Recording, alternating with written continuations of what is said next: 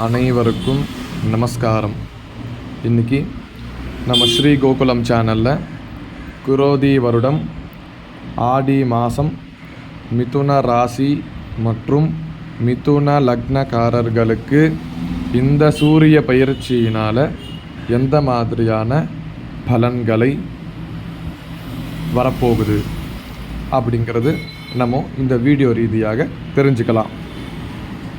17/7/2024 ஜூலை 17 அன்னைக்கு ஆடி மாதம் அப்படிங்கிறது ஆரம்பிக்குது. ஆகஸ்ட் 16 வரைக்கும் இந்த ஆடி மாதம் அப்படிங்கிறது இருந்துட்டு வருது. இந்த குறிப்பிட்ட நாளில் சூரிய பகவான் உங்களுடைய ராசியிலிருந்து உங்களுடைய 2வது ராசிக்கு சஞ்சரிக்கிறார். 2வது ராசி 2ஆம் பாவம் என்னென்னலாம் வரும் அதில் அப்படின்னு பார்த்தோன்னா, குடும்பஸ்தானம் அப்படின்னு சொல்லுவாங்க, முக்கியமாக தனஸ்தானம் அப்படின்னு சொல்லுவாங்க, பேச்சு ஸ்தானம் அப்படின்னு சொல்லுவாங்க. இந்த வாய் சம்பந்தப்பட்ட விஷயம்லாம் அந்த 2ஆம் பாவ ரீதியாக தான் நம்ம தெரிஞ்சிக்க முடியும். இப்போ உதாரணத்துக்கு சாப்பிட்றதா இருக்கட்டும், இல்லை வாய்க்குள்ளே இருக்கிற பல்லாக இருக்கட்டும், நாக்காக இருக்கட்டும், உதடாக இருக்கட்டும், இந்த மாதிரி இந்த விஷயம் எல்லாமே அந்த 2ஆம் ஸ்தானத்தில் வரும். முக்கியமாக இந்த 2ஆம் வீடுங்கிறது குடும்பஸ்தானமும் தனஸ்தானமும் ஜோதிட சாஸ்திர ரீதியாக சொல்லப்பட்டிருக்கு. அப்படிப்பட்ட அந்த 2ஆம் ஸ்தானத்துக்கு சூரிய பகவான் இப்போது பயிற்சி ஆகிறாரு. அப்படி 2ஆம் ஸ்தானத்துக்கு சூரியன் பயிற்சி ஆகிறதுனால என்ன நடக்கும்னா, முதல் உங்களுடைய ராசிக்கு சூரியன் எப்படிப்பட்டவர் அப்படிங்கிறத நீங்கள் தெரிஞ்சுக்கணும். அப்போ தான் அது எந்த ஸ்தானத்தில் உட்காரும்போது அது நமக்கு பாதகமாக இருக்குமா இல்லை சாதகமாக இருக்குமா அப்படிங்கிறது நம்ம ஒரு டிசிஷனுக்கு எடுக்க முடியும். உங்களுக்கு சூரிய பகவான் அப்படிங்கிறவர் சகோதரஸ்தானம் அப்படின்னு சொல்லக்கூடிய 3ஆம் வீட்டுடைய அதிபதி. அதே மாதிரி வீரியஸ்தானம், இது எல்லாமே இந்த 3ஆம் வீட்டுடைய பாவத்தில் வரும். அப்படிப்பட்டவர் தான் உங்களுக்கு இந்த சூரிய பகவான். உங்கள் கூட பிறந்தவங்க, அதுக்கப்புறமா ட்ராவல், அதுக்கப்புறமா உங்களுடைய கோபம், அதுக்கப்புறமா நீங்கள் படிக்கிற புஸ்தகம், அப்புறமா latest technologies, phone, cellphone, computer, இது மாதிரி சென்சார் ரீதியாக இருக்கிற எல்லா ஆப்ஜெக்ட்ஸுமே இந்த 3ஆம் பாவத்தில் வரும். அப்படிப்பட்ட அந்த 3ஆம் பாவத்துடைய அதிபதி உங்கள் ராசிக்கு சூரிய பகவானாக இருந்துட்டு இருக்கார்.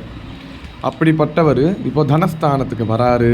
அப்படின்றதுனால எப்படி இருக்கும், உங்களுக்கு இந்த மாதம் ஒரு நல்லபடியான வருமானம் கிடைக்கும். வருமானத்தில் எப்போவுமே உங்களுக்கு ஒரு மாதம் உதாரணத்துக்கு வச்சுக்கோங்களேன், ஒரு 50,000 ரூபாய் சம்பாதிக்கிறீங்க அப்படின்னா, இந்த ஆடி மாதத்தினால இந்த மிதுன ராசிக்காரர்கள் ஒரு 55,000 ரூபாய் சம்பாதிப்பீங்க. உதாரணத்துக்கு சொல்கிறேன், ஒரு 5,000 ரூபாய் கூட சம்பாதிக்கிற ஒரு மாதமாக இந்த மாதம் உங்களுக்கு அமையும். அடுத்தது 2ல் சூரியன் இருக்கார் அப்படின்றதுனால உங்களுடைய பேச்சு எல்லாமே கொஞ்சம் ஹார்ஷாக போகிறதுக்கு சான்சஸ் இருக்குது. எதனாலனா, உங்களுக்கு வீரியஸ்தானாதிபதி சூரிய பகவான் அவர் பேச்சு ஸ்தானத்துக்கு போகும்போது கோபம் பேச்சு ரீதியாக வரும்.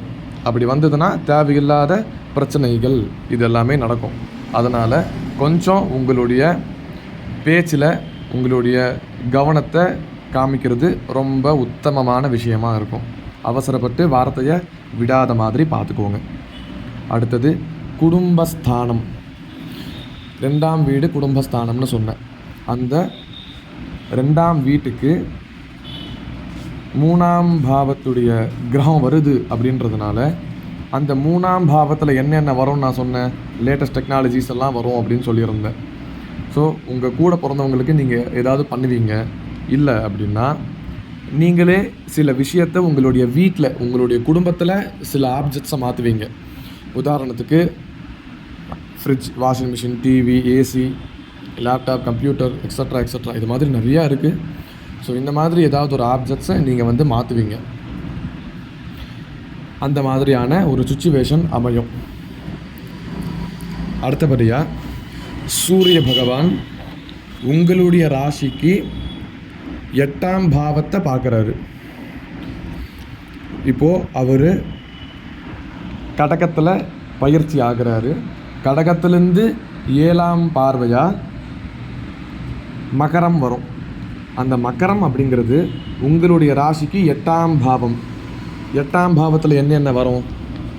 ஆயுள், விபத்து, இல்லைனா இறப்பு, இல்லைனா தேவையில்லாத எண்ணங்கள், இல்லைனா ரொம்ப டிப்ரெஷனில் இருக்கிறது.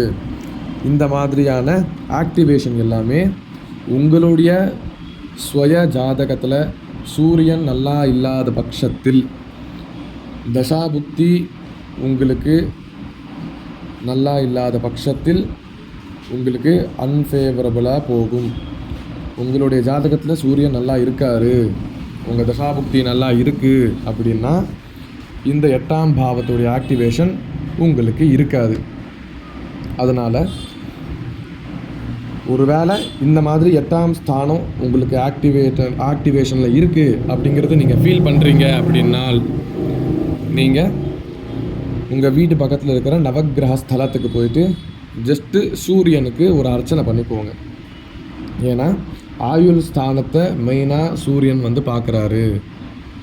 அது வந்து கொஞ்சம் நெகட்டிவாக போகிறதுக்கு நிறையா பாசிபிலிட்டிஸ் இருக்குது. இந்த மாதிரி தேவையில்லாத விபத்துகளும் நடக்கிறதுக்கு நிறையா பாசிபிலிட்டிஸ் இருக்குது. அதனால் அந்த மாதிரிலாம் எதுவும் நடக்காமல் நல்லத்தனமாக போகணும்னு ஒரு சின்ன அர்ச்சனையோ இல்லை சங்கல்பமோ எடுத்து ஒரு சின்ன பிரார்த்தனையை நீங்கள் வைக்கிறது ரொம்ப உத்தமமான ஒரு விஷயமாக இருக்கும். மேற்கொண்டு இந்த ஆடி மாதம் அப்படிங்கிறது மிதுன ராசிக்காரர்களுக்கு ஒரு 75% நல்லத்தனமான மாதமாக அமையும். அவங்களுடைய சுய ஜாதகத்தில் சூரியனும் தசாபுக்தியும் நல்லா இல்லாத பட்சத்தில் மீதி அந்த 25% கஷ்டமாக போகிறதுக்கு சான்ஸ் இருக்குது. அதனால் இந்த மாதிரியான உபாதைகள்லாம் இருந்தால் அதெல்லாம் நிவர்த்தி ஆகணும்னு நான் ஃபஸ்ட்டு சொன்ன மாதிரி சூரிய பகவானுக்கு ஜஸ்ட் ஒரு அர்ச்சனை பண்ணிக்கோங்க. முடிஞ்சால் சண்டே அன்னைக்கு போங்க. ஹோரை பார்க்க முடியும் அப்படின்னா சூரிய ஹோரை அப்போ போங்க. ஸோ இந்த மாதிரியான ஆக்டிவேஷன்லாம் பண்ண நமக்கு வந்து கர்மா அப்படிங்கிறது கம்மியாகும். இதுதான் ஆடி மாதத்தில் மிதுன ராசிக்கு நடக்கக்கூடிய பலன்கள். நன்றி, நமஸ்காரம்.